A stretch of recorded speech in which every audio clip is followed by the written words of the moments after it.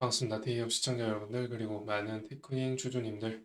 이번에 이 테크윙이 이 신제품을 개발을 했는데요. 큐브 프로브라는 신제품을 개발을 했습니다. 그러면서 이 수출뿐만 아니라 내수에서도 실적이 개선이 될까라는 질문에 답을 해드리고요. 그리고 이 향후 시나리오까지 제가 분석해서 말씀을 드릴 테니까 구독을 아직 하지 않으신 분들은 구독부터 해주시면 좋겠죠.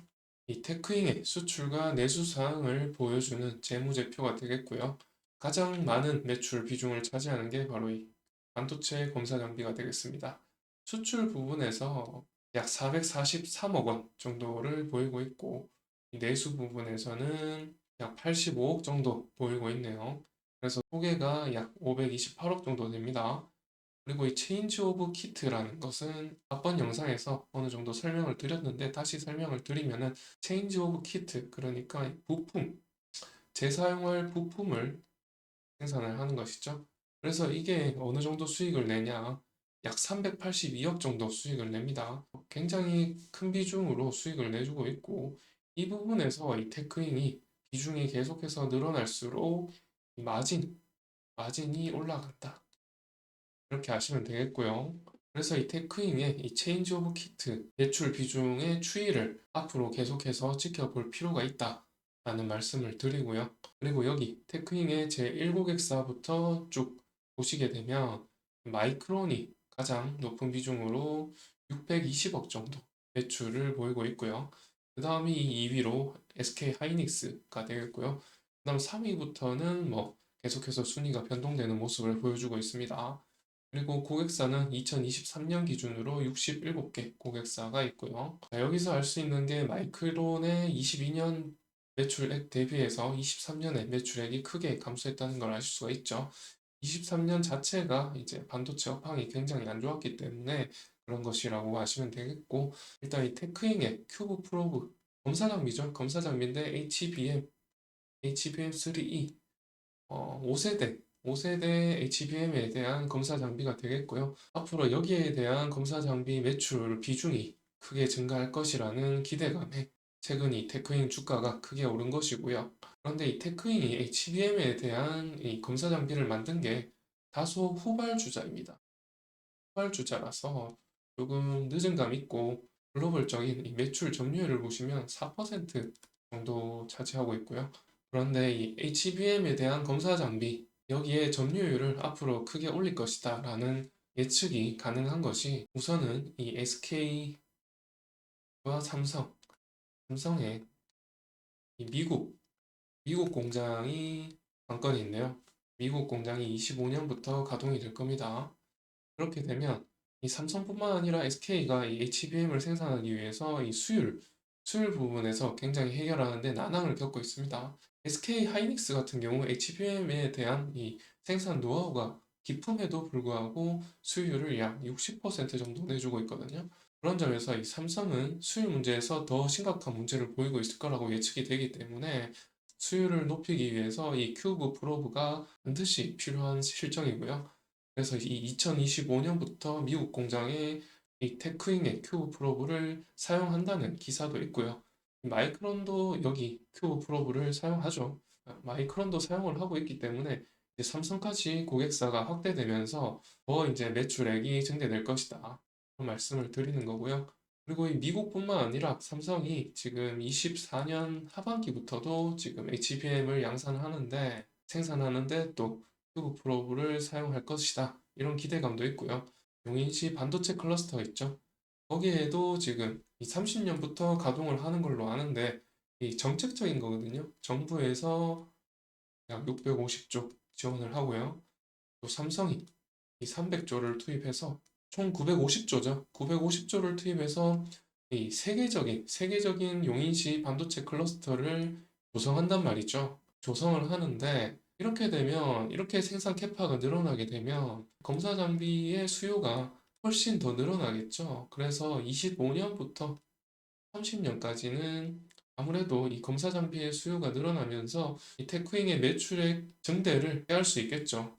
이 매출액이 거의 연간 20에서 30%씩 증가하지 않을까 이렇게 추측하고 있는 겁니다. 그러면은 이 큐브 프로브의 기술력이 도대체 얼마나 되길래 이렇게 모든 HBM 3사가 사용을 하는 것인가 말씀을 드리기 위해서 가장 기본적으로 많이 사용되는 이 핸들러와 프로브 장비 이렇게 이제 비교를 해드리면 되겠죠. 이 핸들러 장비를 보시게 되면 256개의 칩을 한 번에 검사를 합니다. 검사하는데 100마이크로미터 정밀도로 검사를 합니다. 그리고 패키지가 완료되고 나서 이 HBM 패키지가 완료되고 나서 정기적인 신호를 통해서 한 번에 정기적인 검사를 하게 됩니다. 그렇다 보니까 이 작업 시간이 굉장히 낮다는 장점은 있으나 수율적인 면에서 조금 단점이 있습니다. 왜냐하면 패키지를 다 하고 나서 검사하는 거지 않습니까? 그렇다 보니까 이 뒤늦게 불량이 발견이 되는 거죠. HBM을 한번 상상해 볼게요. 이 D램을 겹겹이 쌓은 게 HBM이죠. 이렇게 적층을 하는데 여기에 TSV 방식으로 이렇게 관통을 시킵니다. TSV 방식으로 관통을 해서 여기에 범핑하면서 정기적인 연결을 하죠. 이렇게 다 패키징을 끝내놓고 검사를 하는 게 핸들러 검사 방식이죠.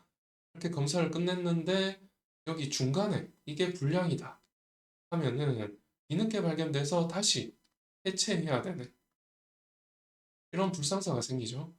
그래서 이 프로브 방식은 어떤 방식이냐면 이 레벨별 검사가 가능하다는 거죠. 한 단계 한 단계 레벨별 검사가 가능해서 중간중간에 불량이 발견됐다 하면은 이걸 교체만 하면 되는 거죠. 그래서 이게 시간적으로나 인건비도 줄어들죠. 그리고 수율도 높일 수 있는 거죠. 최종 공정에서 수율도 높일 수 있기 때문에 이런 장점들 때문에 이 바로 수익성에 직결돼서 수익이 올라가는 장점이 있는 것이죠. 그리고 프로브 장비는 1.5 마이크로미터 정밀도로 검사를 하거든요. 그런 점에서 더 정밀하다 이렇게 말씀을 드릴 수가 있겠고 그래서 이제 HBM 3사 마이크론과 하이닉스, 삼성 이 큐브 프로브 장비를 사용할 수밖에 없다 이런 말씀을 드리는 겁니다. 그래서 이 테크잉의 매출액 증대를 꾀할 수 있는 이슈를 가지고 왔는데요. 자, 매출액이 증대되려면 반드시 필요한 이슈가 있습니다. 바로 이 생산 캐파 증대 소식인데요. 이 증설을 하지 않는다면 예를 들어서 매출액이 100% 가동률로 1000억이 나왔다고 칩시다. 이걸 그대로 내년에 생산 캐파 증대 없이 그대로 간다 칩시다. 그러면 100% 가동했을 때 1000억밖에 못 내는 거예요. 그래서 이 생산 캐파를 증대하지 못한다면 이 매출액 증대는 불가능한 일입니다. 그런 점에서 이 캐파 증대 소식을 한번 보겠습니다. 테크인이 6월 말에 월 30대 생산 가능한 공장을 완공시켜서 HBM 메이커 3사에 납품할 수 있다. 이에 따라서 24년 말부터는 월 30대씩 추가로 생산을 하면서 매출액 증대를 노려볼 수 있겠다. 이렇게 유추해 볼 수 있다는 말입니다. 그러면 마지막으로 차트를 보시면서 가격적인 측면에서 말씀을 드리면요. 앞서서 계속해서 이 장점들, 호재될 만한 소식들만 말씀을 드렸는데, 최근에 얼마 전에 이스라엘과 이 이란이 전쟁을 벌일 것 같은 이 긴장감을 고조시키고 있죠. 그렇다 보니까 유가가 상승을 하고, 유가가 상승하니까 환율도 올라가죠. 환율 올라가니까 원자재 가격도 올라간단 말이죠. 원자재 가격이 올라가서 이 반도체의 실리콘, 구리 등 이런 원자재 가격들이 다 올라가다 보니까 이 수요가 내려가죠. 그렇게 되니까 이 경기 침체도 일어나고요.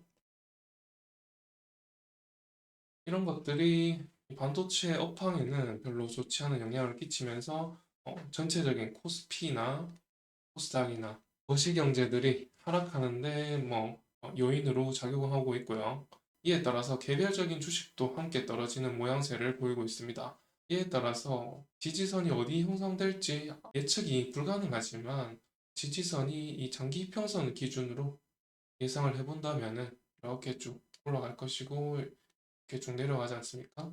그러면은 약 이쯤에서 지지선이 형성되지 않을까 이렇게 또 추측을 해볼 수가 있고 이보다 더 떨어진다면은 이제 221선에서 변곡점을 형성해서 어느 정도 조정을 보이지 않을까 이렇게 또 추측해 볼 수가 있겠습니다. 이런 식으로 변곡점이 어디 생기는지 파악을 하신 다음에 변곡점 이후로 얼마간 행보를 하다가 전쟁 같은 게 이슈가 좀 약해져서 소멸된다든가 미국 대선이 끝나고 안정기로 접어들면서 또 그런 안정감이 또 상승 모멘텀으로 작용하는지 이런 것들을 확인하시면서 투자를 하시면 되겠습니다.